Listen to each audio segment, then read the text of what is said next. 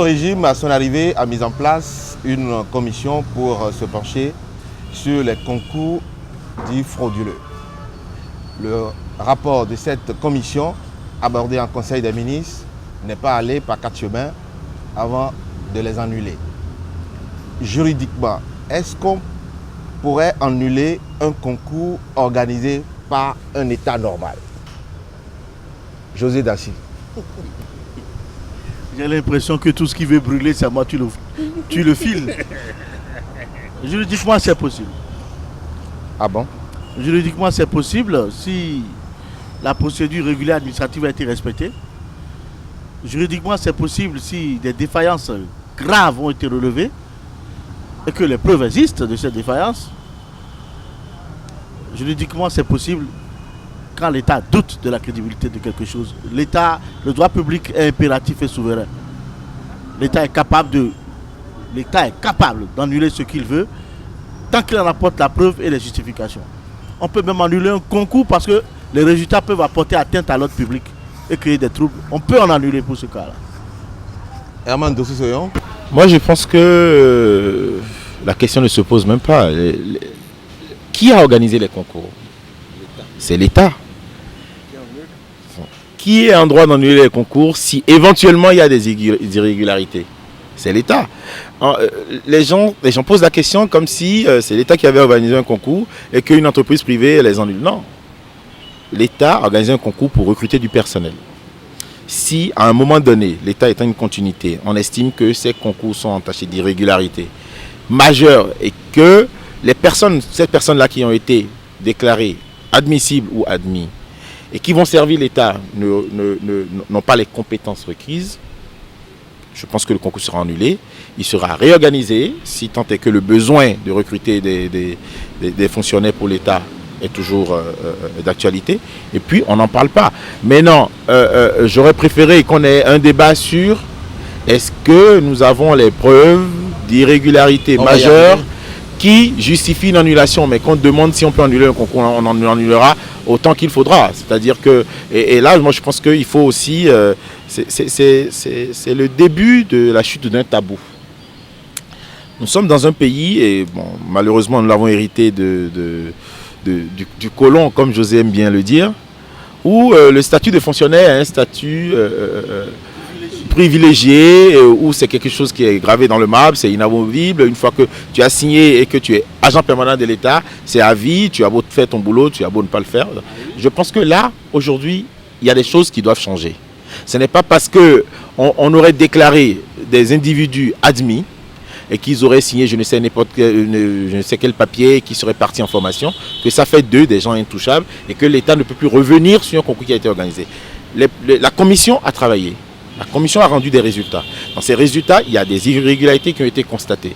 La commission peut en juger la gravité ou pas, mais il revient au gouvernement, au Conseil des ministres de statuer et d'estimer que les irrégularités sont suffisamment graves pour que le concours soit repris. Ça engendre des coûts supplémentaires pour l'État. Et si l'État est prêt à faire face à ces coûts-là, c'est parce qu'il estime que derrière, c'est pour corriger peut-être des irrégularités assez importante. Moi, je ne pense pas qu'il y ait l'ombre d'un débat là-dessus. Moi, je vous dirais qu'il y a l'ombre de débat. Hein. Je vais vous dire qu'il y a l'ombre de débat. D'abord, pour commencer, il faut que le maître me contredise en me disant quels sont les effets de la nullité. Les effets de la nullité, c'est quoi? C'est que c'est considéré finalement comme s'il n'avait jamais existé. C'est ça la nullité. Hein. Fait non-avenu. Voilà. Nul et nul est fait. Nul, voilà, comme si ça n'a jamais existé. En fait, en gros, c'est ça. Oui. Ok. Et vous pensez que l'État a le pouvoir de prendre de telles décisions quand on sait qu'il n'y a pas deux États dans notre pays? Nous n'avons pas deux États. Et c'est pourquoi l'un des principes du service public, c'est la continuité. C'est un État qui a organisé les concours. Les concours sont terminés parce que nous avons eu des résultats qui ont été publiés par voie de presse et des résultats qui ont été contestés. Non, contestés où, par qui et où. Écoutez, je pense qu'il faut moi je pense que est-ce que Judy Kael intervient en tant que candidat ou il intervient en tant que... ou les deux. Parce que... ni l'un ni l'autre. Voilà. Ni l'un ni l'autre. Est-ce que vous pensez qu'un État au moins, j'ai eu normal peut recruter 500 douaniers dans ma à la fois? formation, j'ai eu l'avantage dans ma formation de faire massivement le droit public. Donc le droit administratif, majoritairement. Je pense que Herman a eu à dire quelque chose tout à l'heure. L'État qui a organisé le concours, si le même État, puisqu'on dit souvent que l'État est une continuité, se rend compte qu'il y a eu des couacs, l'État doit être à même ce qu'il dit pose le problème de l'insécurité juridique. de réagir. Le juge administratif, le doyen Vedela a bien été clair aujourd'hui sur ça. Le juge administratif l'a dit, le délai de contestation d'un acte administratif est de 2 mois. Et ça se fait soit par un recours gracieux, un recours, c'est ce qu'on appelle le recours hiérarchique, ou un recours devant la chambre administrative à la Cour supérieure. Mais dans le cas d'espèce, qu'est-ce qu'un candidat admis peut faire? En fait, ce que je vais vous dire d'abord, nous ne sommes pas les premiers États où ça arrive. Et c'est l'avantage du droit administratif. Le droit administratif est essentiellement jurisprudentiel. Essentiellement jurisprudentiel. C'est ça. Et donc, les cas similaires dans d'autres pays avec qui nous partageons le droit français, comment ça a été géré? Moi, je vous prends une décision de la Cour suprême. Je suis venu au Sénégal pour un cas similaire où l'État du Sénégal a recruté près de 700 élèves maîtres, c'est-à-dire des gens qui sont appelés à être des enseignants, mais qui étaient en formation. Et 5 mois après, l'État a annulé leur concours. L'État les a retirés des centres de formation et a mis fin, on peut dire, à une carrière assez vite commencée, assez vite terminée. Mais moins d'1 an après, en 2015, mais la Cour suprême est revenue sur cette décision de l'État pour l'annuler et dit, pas parce qu'il n'y a pas fraude, mais que l'État n'a pas respecté l'orthodoxie en la matière. C'est de ça qu'il s'agit. Là, il faut... Oui, mais il s'agit aussi d'éthique. Dans notre débat, non. Il s'agit aussi d'éthique. Si vous parlez des... La commission a rendu un rapport. Avec les quotas. Non, il s'agit aussi d'éthique. Sur quelle base vous voulez être fonctionnaire d'État? Je pense, si le juge admet, c'est pourquoi je parle de si c'était prononcé, je ne dirais pas le recours peut-être était fait dans les délais légaux. Non, aucun recours n'a été fait. Vous êtes sûr? Oui, je suis très sûr. La preuve, aucun rapport de la commission, aucun membre du gouvernement jusqu'à l'heure n'a dit qu'un recours a été fait. Je vais vous poser une question. Vous vous sentez abusé par cette Qu'est-ce qu'un candidat admis à l'autre concours en tant que citoyen ou en tant que candidat? Non, déjà en tant que personne qui a objectivement connaissance de la procédure en matière administrative, donc je suis touché.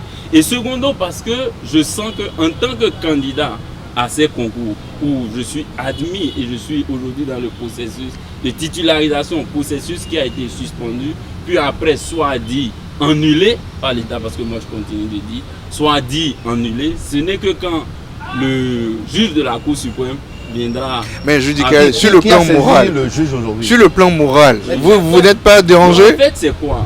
Vous n'êtes pas dérangé sur le plan moral, sur le plan éthique? Non, le problème c'est quoi? Ça dépend de là où on se situe. Et donc, si on va régler le problème par plan moral, et donc on en vient là à la justice... subjectivité. Oui. On en vient là de la pure subjectivité. Parce que vous avez vu, il y a des gens...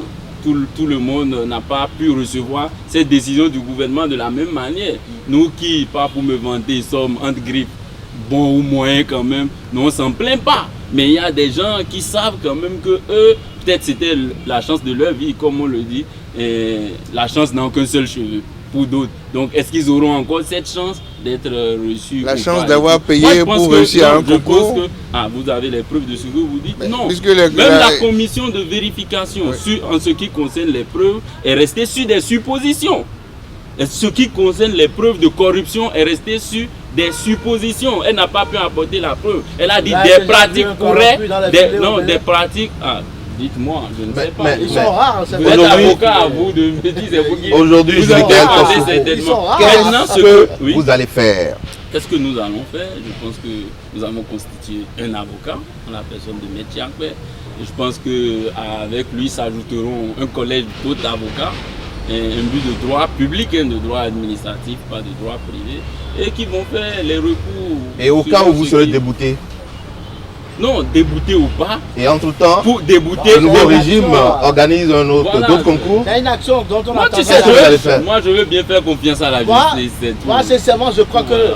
Je puis, crois que les irrégularités évoquées et relevées sont suffisamment graves. Oui, elles sont peut-être même vraies, quoi. Elles sont peut-être vraies, mais c'est quoi là? Elles sont suffisamment graves. Aujourd'hui, non, aujourd'hui. Ne pas en errance donner raison ou. Non, aujourd'hui, non, attention. Aujourd'hui, elles sont comme ça. C'est-à-dire, il s'agit de concours, vous comprenez? Mais ce que vous ne voyez pas, c'est que ça veut dire, par la puissance publique, par les prérogatives de puissance publique, vous pensez que l'État peut revenir sur cette décision à tout moment. En fait, le problème encore, on peut le voir d'une autre manière. Quand je prends un aspect politique, à supposer que Yahi continue, Yahi est toujours président de la République du Bénin. Non, c'est pour vous dire, c'est justement pour vous dire que Yahi n'est plus président. Dans un profond rêve, quoi. Non, même pas dans un rêve, c'est juste pour vous faire comprendre et pour vous faire percevoir que l'État reste l'État. Le président Yahi? L'État reste l'État. L'État ne reste pas Talon, l'État ne reste pas Yahi. Non, pas du tout. L'État reste. Il y a une continuité. L'État, c'est ça. C'est pas moi qui le dis, c'est comme ça, je l'ai appris et c'est comme ça. Et le président Talon, il a eu un contrat pour certains qui était un contrat privé, pour d'autres un contrat public parce que le contrat de PVI. Mais quand l'État est revenu sur sa décision, mais il a tapé partout. Il a tapé, donc ne voyez pas juste l'aspect du concours, qu'il soit frauduleux ou pas. L'État a pris des actes administratifs. Ce qui est contractuel est différent de ce qui est de concours. Non, je suis désolé, c'est des contrats qui lient des fonctionnaires à l'État. C'est des contrats. Le concours n'est pas un contrat. C'est des contrats. C'est le fait qui va vous amener au contrat qui est vicié. Le concours entre les deux, c'est ça qui est vicié. Il est vicié. Il est vicié, je vous dis. C'est le concours a pris fin depuis la délibération qui a été constatée par un acte administratif. Le concours, il a pris fin là. C'est ça qu'il faut comprendre. Des agents. Oh ça, en fait, non, ce que vous devez savoir, c'est que est-ce qu'un acte administratif a été pris? C'est oui ou non. Qui l'a pris? C'est l'État. En fait, je m'en vais poser une question à l'avocat. Je m'en vais poser une question à l'avocat. Quand il y a faute de l'État. L'État l'a pris quand avec il y des a faute agents de l'État, indélicats. comment on se comporte? Dis-moi. Quand il y a faute de l'État, ça dépend, hein, parce que... Non, ça ne dépend il y pas. a Il y a plusieurs... faute de l'État. Voilà. Tu sais, le lauréat lésé. Oui, c'est ce que vous faites maintenant. Vous avez assigné l'État. Les domaines sont différents. Je ne sais pas. Mais l'État peut te constituer, je ne sais pas. L'avocat peut te... L'État peut te dédommager. Forcément, là. L'État peut te dédommager à défaut de te donner gain de cause. Non, quand il y a faute de l'État, l'État peut faire quoi? Peut dédommager. Oui. Ok. Quand la procédure ira plus loin et que vous ne pourrez apporter les preuves que de 100 lauréats qui ont vraiment commis la faute sur 1500 et quelques, quand vous ne pourrez apporter la preuve que de 100 lauréats qui ont commis peut-être des fautes, quand vous n'aurez pu apporter la preuve que les dirigeants de l'État à cette époque donnée ont commis faute, mais dites-moi, les 1400 autres lauréats pleinement ils leur ne rôle. jouent pas le rôle, ce sont les citoyens qui ramènent les gens jusqu'à Cotonou, qui passent par des réseaux ou par des ministres pour rencontrer les chefs de l'État. Ça, c'était le rôle des ambassadeurs. Ils ne l'ont pas joué du tout. Quand on ne peut pas te voler ton business, on te laisse sur le carreau. Ça, on en a été victime personnellement. Voilà, chers amis, la carte diplomatique du Bénin a été revue. Ça ne fait pas l'unanimité. Une réflexion doit être menée pour vraiment savoir le rôle d'un poste diplomatique, d'un consulat général par exemple, que ces deux institutions peuvent jouer dans le cadre de l'image d'un pays à l'extérieur.